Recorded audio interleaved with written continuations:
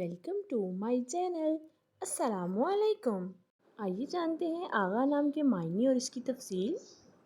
हमारा आज का बेबीज़ बॉयज़ नेम है आगा। आगा के इंग्लिश में स्पेल्स है AAGHA आगा। ये एक इस्लामिक नेम है और लड़कों के लिए रखा जाता है ये नाम।